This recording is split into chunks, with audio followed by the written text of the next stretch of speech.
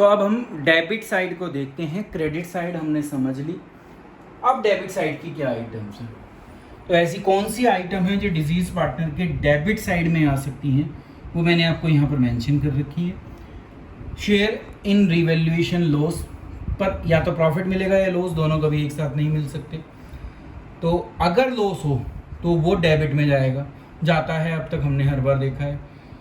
Firm से उसने उधार ले रखा है, एडवांस ले रखा है फर्म से, तो वो अब उसके कैपिटल अकाउंट से ही हम सेटल करेंगे, क्योंकि अब वो हमारे साथ नहीं है।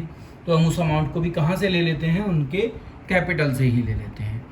इसका उल्टा नहीं किया हमने, क्योंकि वो अलग से पे किया जाता है। उसका उल्टा मतलब क्या है कि अगर डिजीज पार्टनर ने फर्म को लोन दे रखा हो तो वो लोन अकाउंट उसका ऑलरेडी अलग से चल रहा होगा, तो उसको अलग से ही क्लोज किया जाएगा, वो यहाँ क्लोज नहीं होगा। ठीक है। हाँ, जब एग्जीक्यूटर अकाउंट बनाएंगे तो वो कैपिटल अकाउंट का बैलेंस भी उसमें जाएगा और उस लोन अकाउंट का बैलेंस भी जाएगा, पर अभी कैपिटल अकाउंट में वो लोन अकाउंट का बैलेंस ट्रांसफर हम नहीं करते नॉर्मली। अब आया जैसे यहाँ एक्यूमुलेटेड प्रॉफिट था, तो आपको एक्यूमुलेटेड लॉस भी तो हो सकता है, आपका पुराने टाइम का लॉस भी तो हो सकता है, तो वो भी डेबिट में जाएगा। ये तीन आइटम में सिर्फ शेयर इंपॉर्टेंट है। क्या इंपॉर्टेंट है? शेयर। शेयर किसका? डिजीज पार्टनर का। ठीक है। तो पहली तीन ट्रांजैक्शन पहले डेबिट साइड में डाल देते हैं, फिर उनका हम क्या देखेंगे, जर्नल एंट्री देखेंगे। तो पहली हमारी रीवैल्यूएशन लॉस है, तो आप यहाँ पर रीवैल्यूएशन लॉस लिखेंगे, रीवैल्यूएशन अकाउंट लिखेंगे और लॉस दिखा देंगे। दूसरी जो आइटम हमारी है वो लोन की है, तो वो आप यहाँ लिख देंगे जो भी उसका डिजीज पार्टनर का नाम होगा। ठीक है। तो डिजीज पार्टनर लोन अकाउंट,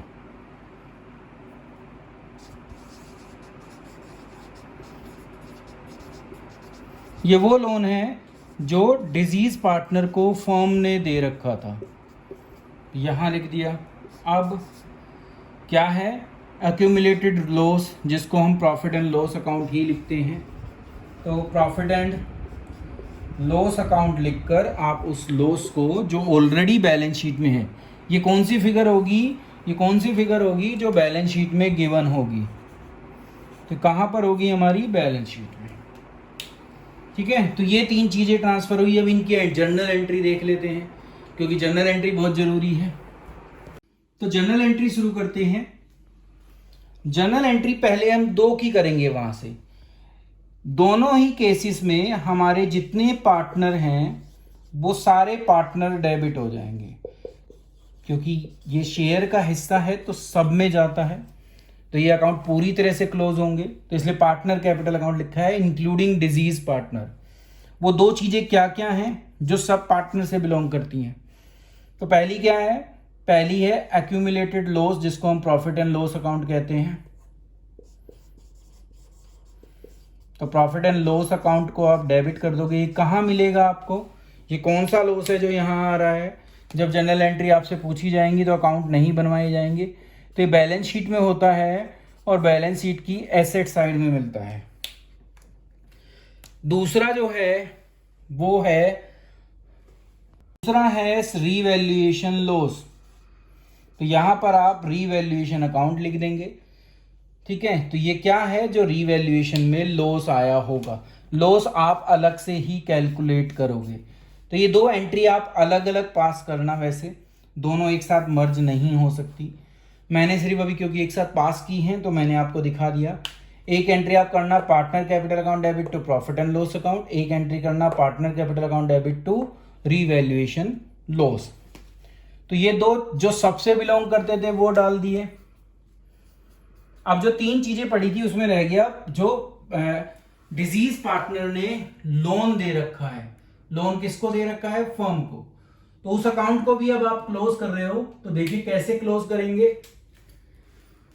आप उस लोन अकाउंट को डेबिट कर दो, मतलब कि डिजीज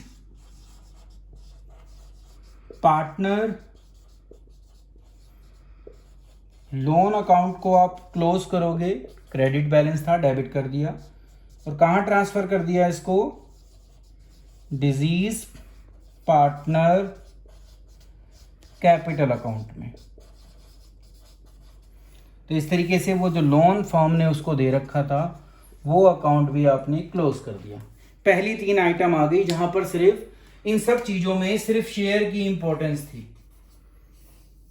ठीक है, अब हम चलते हैं उनसे आगे वाली जो पहली चीज है, जो share in profit of current year loss है। तो ये क्या है जो करंट ईयर का लॉस है, ये वाला share of loss till the date of his death. तो ये करंट ईयर का है, ये एजम्पशन वाला है। जैसे प्रॉफिट एज्यूम किया था हमने, कैलकुलेशन करने के तरीके बताए थे आपको कि ये पिछले साल के प्रॉफिट के बेस पर या पिछले साल के लॉस के बेस पर भी हो सकता है या सेल के ऊपर भी बेस्ड हो सकता है। ठीक है, तो वो तो देखेंगे जब हम प्रैक्टिकल करेंगे। अभी इसको कैसे ट्रांसफर करोगे आप ये सीखते हैं। तो आप यहां डालोगे इसको, जो आपने यहां लिखा था प्रॉफिट के लिए, कहां गया, ये रहा profit and loss suspense account, वो लिखोगे यहां पर। तो आप profit and loss suspense account, क्योंकि एक बात याद रखना, दोनों एक साथ नहीं आते, एक ही चीज आएगी, या तो पिछले साल से प्रॉफिट निकल कर आएगा करंट ईयर का, या लॉस निकल कर आएगा। तो प्रॉफिट वाली मैंने बता दी थी, अब मैं किसका बता रहा हूं, लॉस का बता रहा हूं।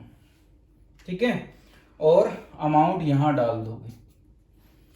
तो ये हो गया उस लॉस की एंट्री। जब इस लॉस को एंटर करोगे तो आपको शेयर को भी याद रखना है, समय को भी याद रखना है। यहां आपका टाइम इंपॉर्टेंट हो जाता है। टाइम तीनों में इंपॉर्टेंट है, शेयर सिर्फ फर्स्ट वाले में इंपॉर्टेंट है। ठीक है, तो जर्नल एंट्री क्या होगी, जर्नल एंट्री में भी आप क्या करोगे, डिजीज पार्टनर को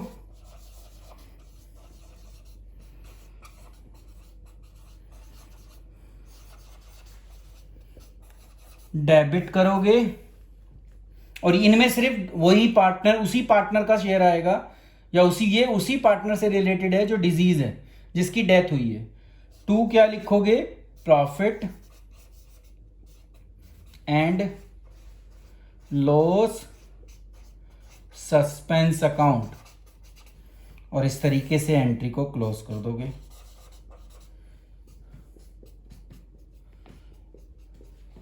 इस एंट्री में आपने शेयर को भी कंसीडर किया एज वेल एज टाइम को भी कंसीडर किया। ठीक है, अब हम अगली आइटम पर चलते हैं। अगली आइटम आप पहले से जानते हैं, तो वहां कुछ नया नहीं है। क्यों नया नहीं है, क्योंकि आप जानते हैं वो ड्राइंग है। तो ड्राइंग हमेशा डेबिट में ही आती है पहले से ही, तो ये कुछ नया नहीं है।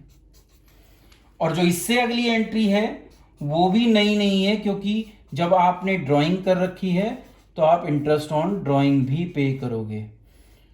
और ये किसका चल रहा है, ये दोनों चीजें किसकी हैं, सिर्फ डिजीज पार्टनर की। ये बात आपको याद रखना है। अब इन दोनों की अगर जर्नल एंट्री की बात की जाए,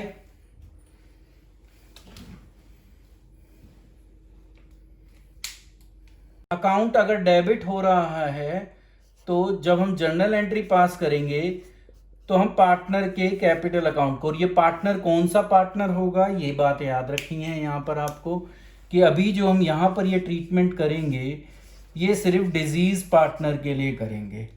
तो हम डिजीज पार्टनर के कैपिटल अकाउंट को डेबिट कर देंगे टू ड्राइंग अकाउंट कर देंगे। तो ये ड्राइंग की एंट्री थी, और ये ड्राइंग कहाँ मिलेंगी आपको, ये आपको एडजस्टमेंट में भी मिल सकती हैं, और ये आपको बैलेंस शीट में भी गिवन हो सकती हैं। नॉर्मली बैलेंस शीट में नहीं मिलती, इसलिए ड्राइंग हमेशा नीचे मिलती हैं। आपको एक चीज़ और याद है कि हमने आज तक पढ़ा है कि ड्राइंग हमेशा डेबिट होती हैं, क्योंकि जब डेबिट होती हैं, जब वो ड्राइंग की गई थी, तो उस समय हमने क्या किया था, ड्राइंग अकाउंट को डेबिट किया होगा और कैश अकाउंट को क्रेडिट किया होगा। तो अब ये क्रेडिट इसलिए हो रही है क्योंकि हम ड्राइंग अकाउंट को क्या कर रहे हैं, अब क्लोज कर रहे हैं। किस अकाउंट में डालकर, पार्टनर कैपिटल अकाउंट में। तो ये उसकी क्लोजिंग चल रही है, इसलिए क्रेडिट है। इससे पहले एक एंट्री हो चुकी है जब हमने ये ड्राइंग की होगी।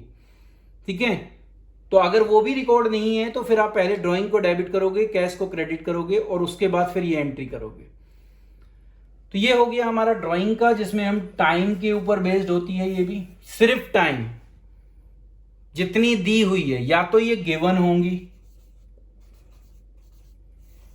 नॉर्मली गिवन ही होती हैं, और या फिर टाइम बेस्ड होंगी कि आप हर महीने 2000 निकाल रहे हैं, ठीक है, तो फिर आपको महीने देखने पड़ेंगे, और नहीं तो लमसम अमाउंट भी आपको दिया हो सकता है। अब आया interest on drawing. Interest on drawing firm को मिलेगा तो फर्म की इनकम हो जाएगी, इसलिए आप क्या करोगे, उसको क्रेडिट करोगे। इनकम हमेशा क्रेडिट होती हैं। और किसने दिया ये आपको, डिजीज पार्टनर कैपिटल अकाउंट। तो इस तरीके से इंटरेस्ट ऑन ड्राइंग की कैलकुलेशन हो जाएंगी। ये भी प्योरली टाइम बेस्ड होगी, शेयर यहां पर भी नहीं आएगा।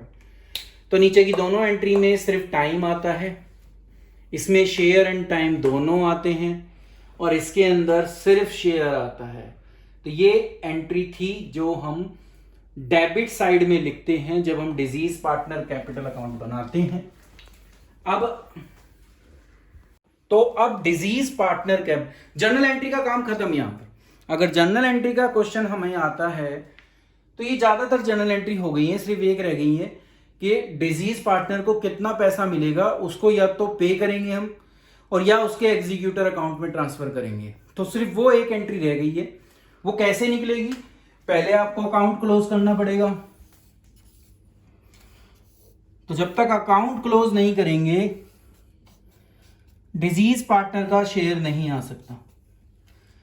टोटल कीजिए इस तरफ का, वो टोटल यहां पर लिखिए। तो क्रेडिट साइड का टोटल कर कर हम उसको डेबिट साइड में ले आते हैं।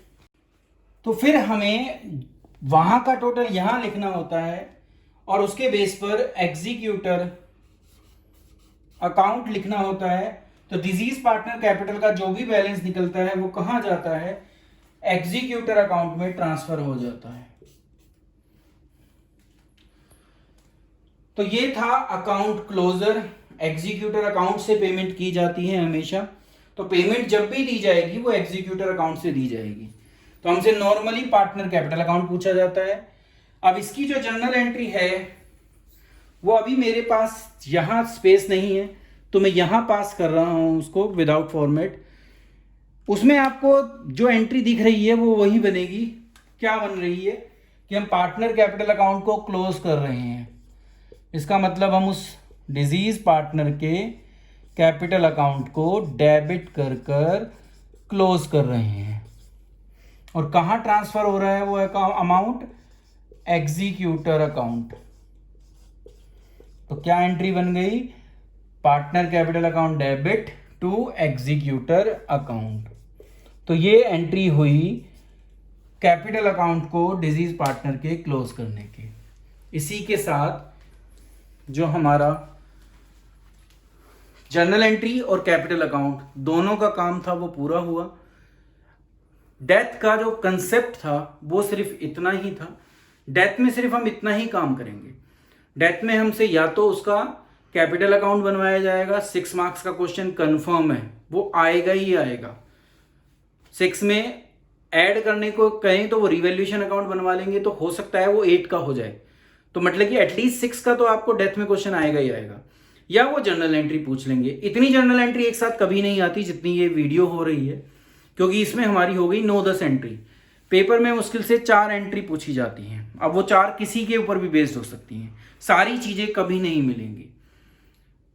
तो अगर आपने इसको कंसेप्ट को सीख लिया तो मुझे पूरी उम्मीद है, विश्वास है कि आप 6 नंबर ले आएंगे।